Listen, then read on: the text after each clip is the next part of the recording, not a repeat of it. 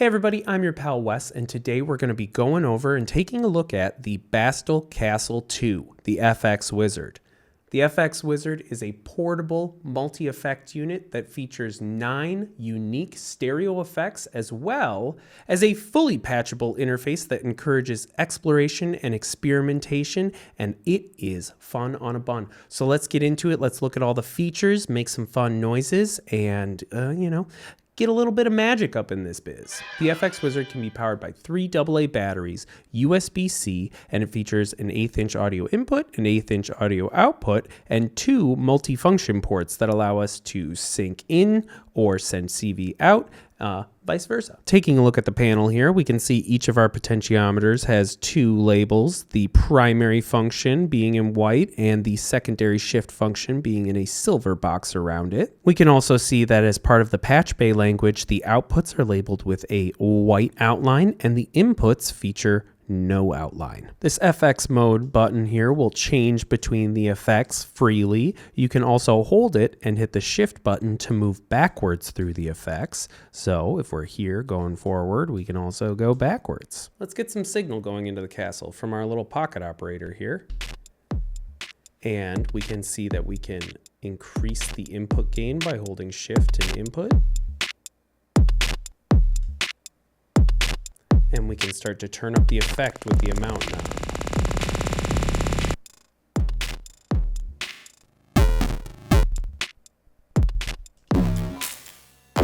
We can start to affect the sound with our time and feedback parameters.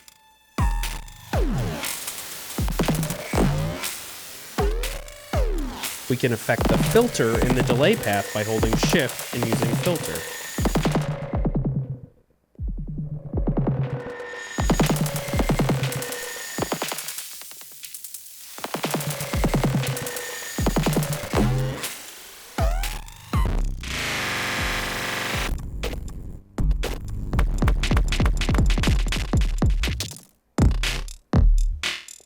If we want to start to expand the stereo field, we can hold shift and pull the stereo all the way out.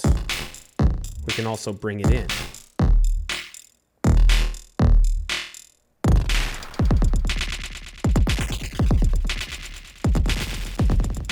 You can use that in addition with the filter to create really interesting and cool effects. And if you want to mix in more of the original signal, you just use the amount knob.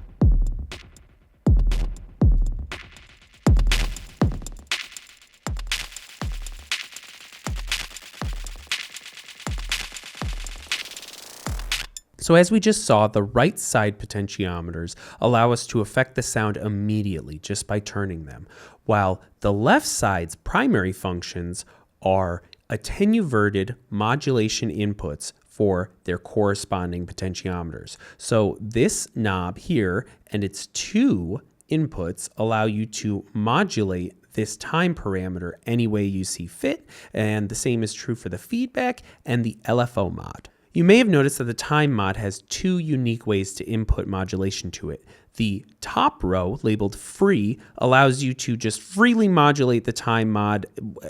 Any CV that goes in there is just going to modulate it.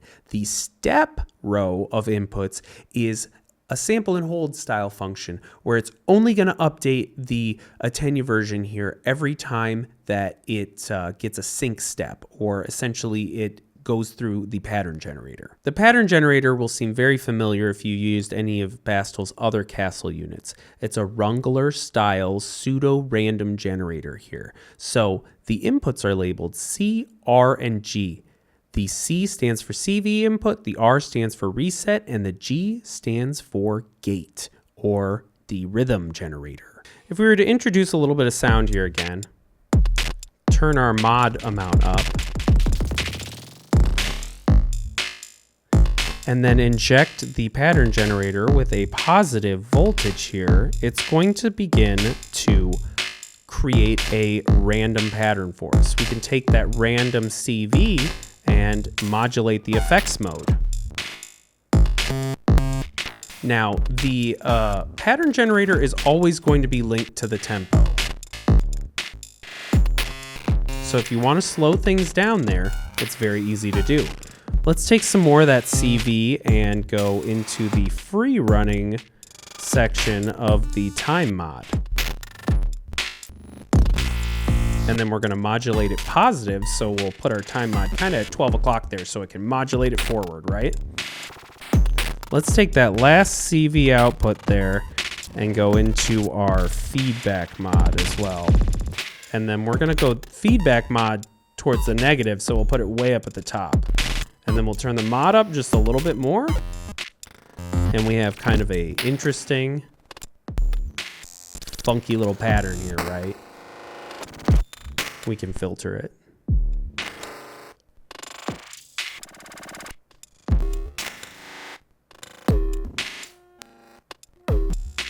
If we like the 8-step sequence we're getting, we can pull the cable out and it'll kind of lock that sequence into the pattern generator.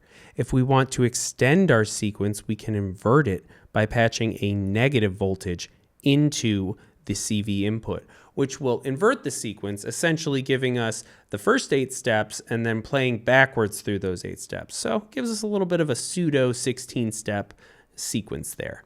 Now, the gate input for the rhythm generator works the same way as the pattern generator. However, you can change the generated rhythm by holding shift and moving the LFO mod. It chooses from a bank of 16 preset rhythms, and they're very cool.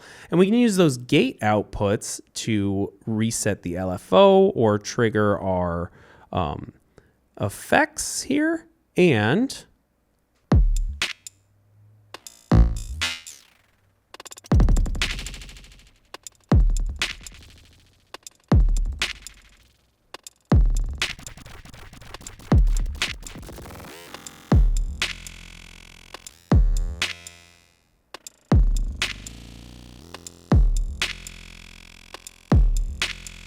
we have more than just the pattern generator, though. We have an envelope follower that can also create amazingly fun and dynamic voltage to modulate these FX, right? So let's start our drum machine one more time. And then let's adjust our input gain till we see it hitting the yellow here, right? Okay, so there it is hitting the yellow. That's how we know we got a good signal. If we go too far into the red, it's too much. It's too hot, baby. It's just a little too hot. So we're gonna keep it right there. And then let's use this envelope output here to, let's modulate the amount of the effect that's happening. Right now we've got no effect happening, so we can see that on those real long, loud kick drums, we get kind of like a double flam here. Let's go to like the crusher. There it is. And let's use another envelope to maybe modulate down the effects, the feedback, excuse me.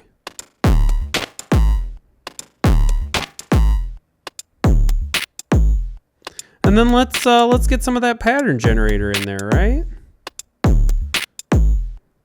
You can stack the modulation in any way you want.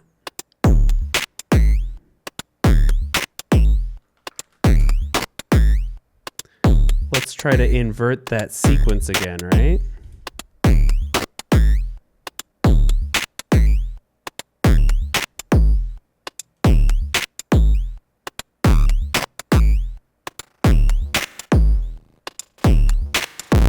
Using the envelope follower in tandem with the pattern generator can give you really dynamic results that lead to unexpected little synchronicities and happy accidents with all your effects. In fact, right now, the FX Wizard and our little drum machine are running entirely unsynced, which is fine for the moment because we're using the envelope follower and the pattern generator at a fairly slow level there. But what if we were wanting to sync these two things up?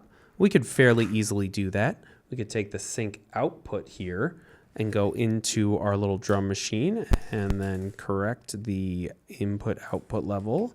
And then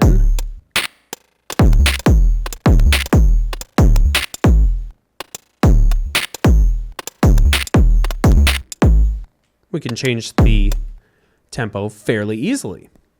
what if we wanted to sync the FX Wizard up with an external device, like say the soft pop? Well, easy peasy, lemon squeezy, we would just take the clock right out of that bad boy and go right into the Kastle 2. But before I do that, I want you guys to see something. See, right now, if we hold shift, we can see that the tempo is tapping pink at us. And that means that it's the internal tempo generator. But watch what happens as soon as we plug in an external tempo, it turns to blue.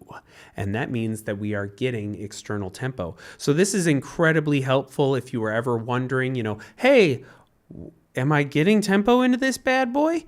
Yes, you are. And there's an indicator of it. Hey, look at that. There's actually a couple of other things that this tempo light can show us here.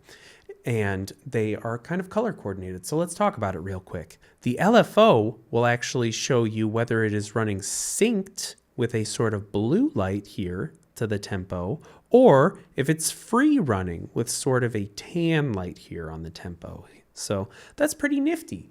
I love contextual menus, and the FX Wizard loves to tell us things. Syncing external devices up with the FX Wizard is a breeze.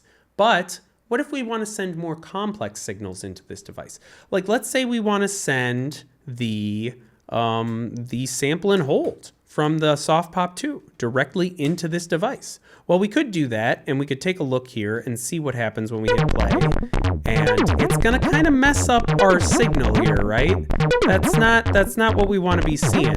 So something you eagle-eye viewers may have noticed is that the sync input and output has both a left and a right patch point here, meaning that if you use one of these handy dandy splitter cables that takes a stereo or a TRS signal and splits it out to both the tip and the ring, you can actually utilize both the sync input from a device like the Soft Pops. So we'll take the, I believe left is always what is looking for, so left would be tip.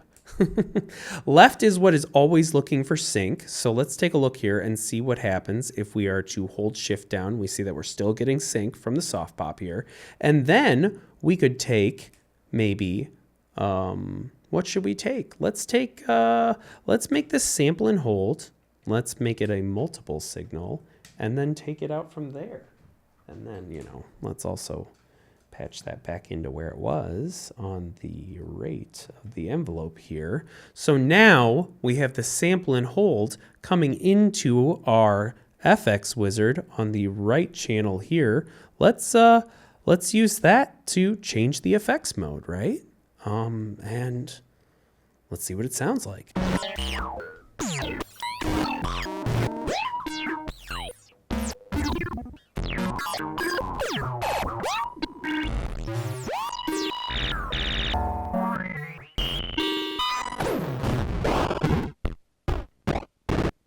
You might be saying, well, Wes, if the sync input just works so well, then why do I need these patch points for the sync in and the sync out?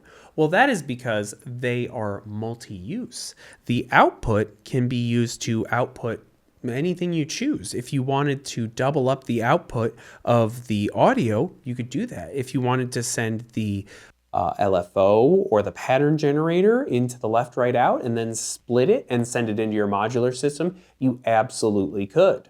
Bastl have even included some advanced settings in case you run into any problems with your sync configurations, and I think they're incredibly handy, especially if you've been one to use pocket operators a bunch or the other Kastle products. So let's say I wanted to sync up this little pocket operator with the FX Wizard, but I need this to generate the clock because I've got, this cool little pattern in here that I really like. But I can hear the clock in the left channel, and that is no good. So how can we fix that? We could just take the input signal and just patch it right into the sync there, but I believe that if we were to do that, we would still hear the clock signal, unfortunately, and we would additionally only have the right channel coming from our pocket operator. So let's turn that up. Let's turn the input gain up a little bit. We'll hit play. We can still hear that clock signal over there on the left side, right? This is still a bit quiet too. And so this is no good. This is not what we want, right? So we're gonna have to use some of these advanced functions and the modularity of the sync input to achieve our goal. So let's get after it. If we hold Shift and Effects for 5 seconds here, it'll bring us to the Advanced Settings menu. Now, on the Advanced Settings menu, you've got 2 options. You can turn this LFO knob here to, function as a sync properly does. Green is normal sync function. If we turn it to the right, where it goes red, it's going to ignore the sync input here. So you're going to have this sync input that is not going to tempo sync the device, but it's going to allow you to use any sort of modulation that you want to go in there. So that's not really what we want. So we'll pop it over back to normal. But then up here on the time knob, we have the ability to either only listen to the left input or only listen to the right input with red. So that is actually pretty interesting. So let's say we want to only listen to the mono red input on the right side here, right? But let's take our audio input and come in through the sync. We'll hold these for 5 seconds to go back to normal operation. So now let's go into the sync, and we know that the sync clock channel is coming in on the left, but we can go and patch the right channel into the right input here. And now let's see what happens. We'll change this to sync 1, and we're only hearing the right channel. We're getting external sync. Let's turn this up a little bit.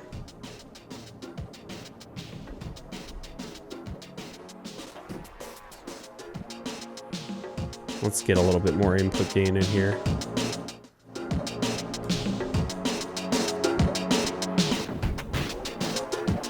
So we have really good sync here.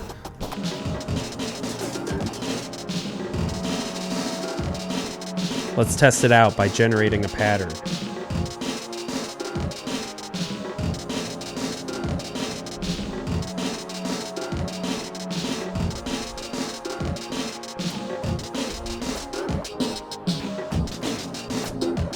That seems to be, even though it's going into the free input, it seems to be syncing up pretty well with me.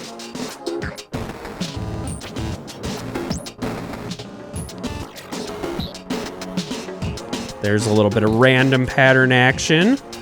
Let's take that envelope and modulate time, or the feedback effects here.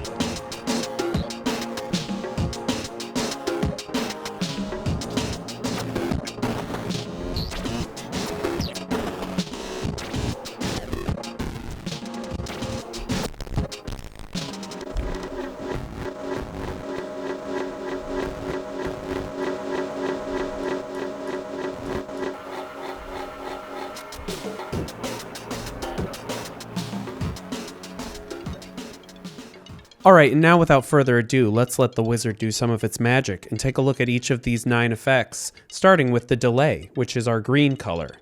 It's a fantastic stereo delay with control over your time and feedback that ranges from incredibly car-plus-y, fun sounds, super spacey delays up to 1.15 seconds in stereo.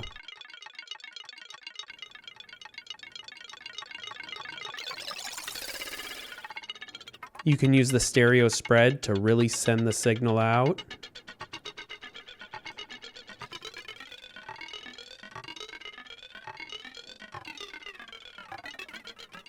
And the trig input here will clock the delay. So it's a really fun and viable option to put your LFO mod in there to kind of give it a little bit of, funky wildness, and then I like to maybe put some of that into feedback as well. And then something that I really like to do is take the pattern generator and then apply that to the CV mod so you can get skittery, cool sounds flying all over the place.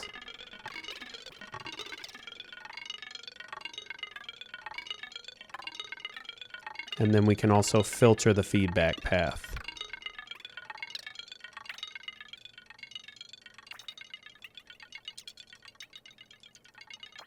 Cyan is a flanger that also allows you to access some chorus sounds and push these time-based effects to their absolute extremes. We can hear the chorus effect when the feedback is all the way to the left. Time controls the mod depth, so if we turn it up, we'll start to hear the warble.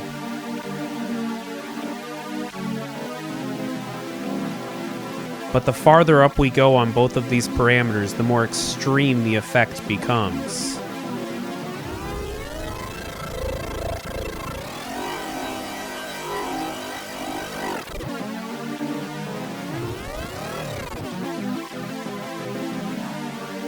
You can also push the stereo field way, way out.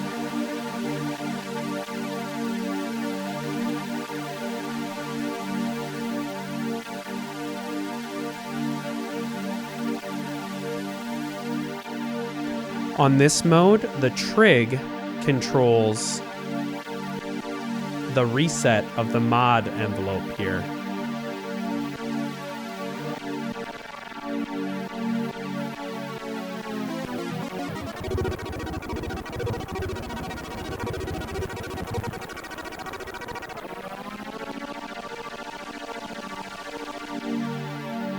So you can get real cool sort of fluttery effects by re-triggering the mod.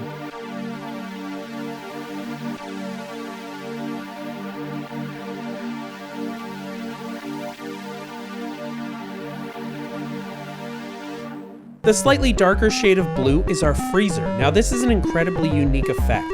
The important thing to note about this effect is that the first 10% of the amount knob is constantly recording the incoming signal, and then as soon as we snap past that first 10%, it's going to freeze the incoming audio in the buffer. Now time will control the size of that buffer.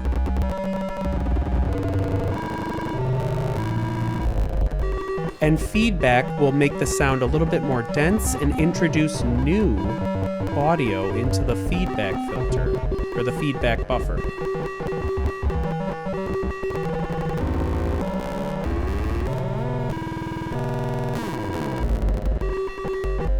It's a little bit more synced on the left side of time, and it's a little bit more tonal on the right side.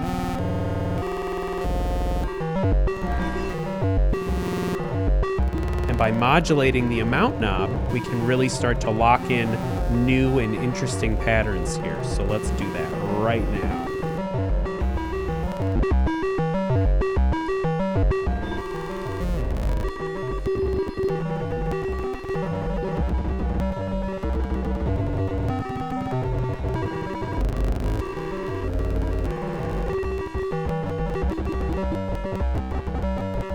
White color is our panner. Now this is not your standard panner. It will send your signals to the far reaches of the stereo field, especially when you engage the stereo mod here. Now, the time function here will allow you to go into ring mod rates.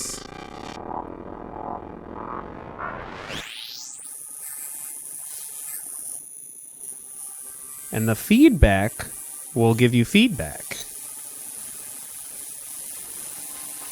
The amount knob changes the type of modulation. You get more of a sine wave in the middle, and you get more of a square wave at the far edges of the mount, which also affects how your ring mod sounds.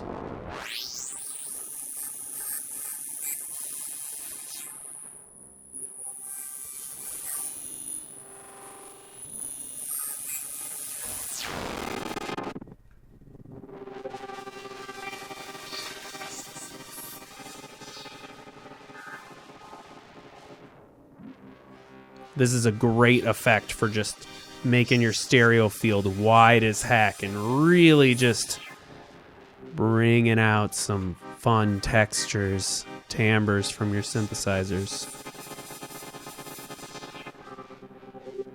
Wizard's Yellow Effect is a very capable bit crusher. It's also a downsampler for most of the amount knob here. with the time parameter controlling the downsampling sample rate. Feedback again introduces feedback, but when we get to the far end of the amount knob, it turns into a bit crusher.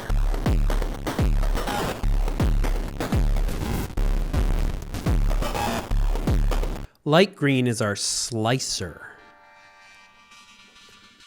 So by turning the amount up, it actually controls the envelope decay with a very short decay at the far end of amount and a more sort of relaxed decay towards the middle there. Time changes the pattern of the slicer, and feedback increases randomness.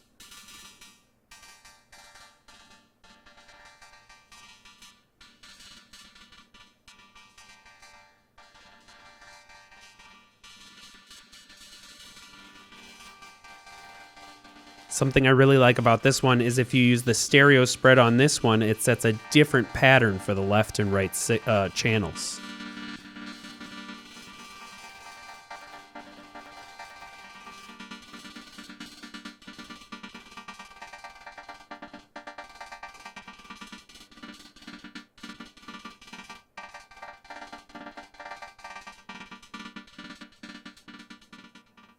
The red color is a pitcher. By turning the amount knob, you can start to pitch the signal. The time knob is going to change it between a sort of rhythmic, slow chopping pitch. And towards the left side here, it's going to get a little bit more faster and tonal. You can sort of set that unison in there. Feedback introduces more feedback.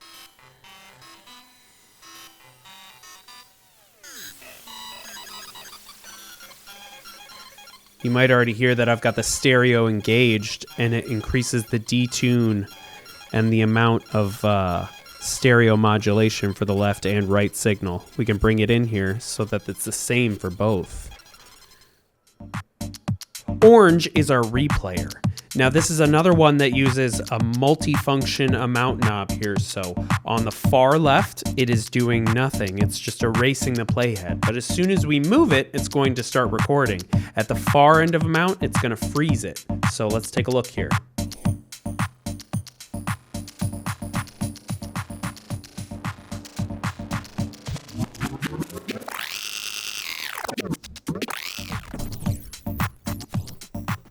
We can reverse the speed,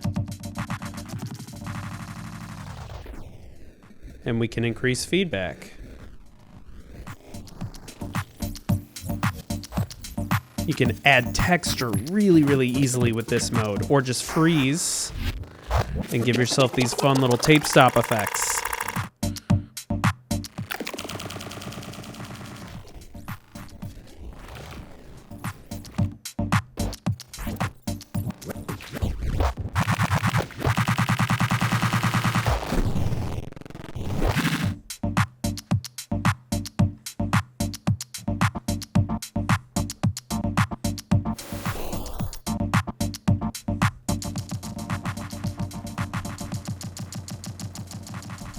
The final effect is the pink shifter, and it is by far one of my favorites. It's incredibly flexible, and I'll show you why. So the amount knob is our standard dry wet, and time decides whether we shift up or down. But right in the middle here at 12 o'clock, it does almost nothing to the signal. We have to shift it up or down in order to engage the signal, right?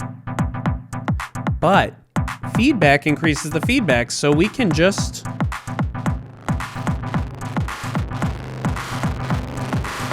use that as a distortion. We could even take our envelope out of it.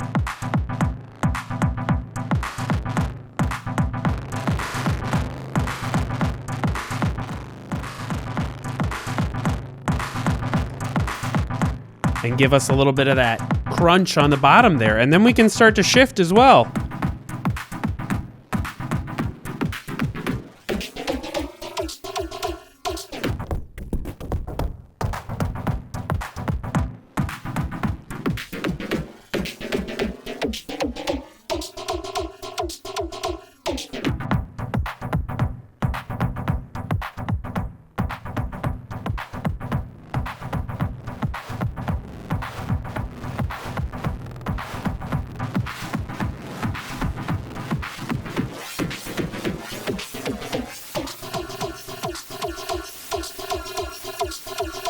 can also really take advantage of the stereo spread here.